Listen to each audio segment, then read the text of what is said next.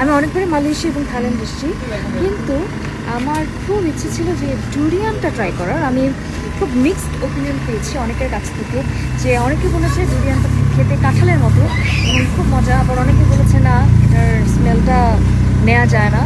আজকে আমি একটু ডুরিয়ানটা ট্রাই করি। এখন আমাদের মালয়েশিয়ান কাঁঠাল আর কি।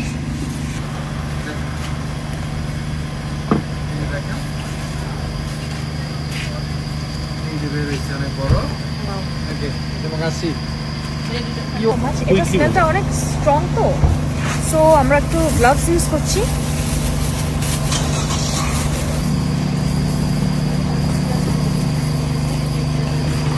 এটাই তো না? এটা কি কামড় দেবো?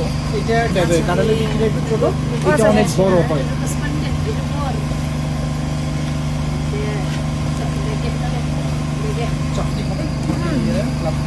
কাঁঠালের মতো,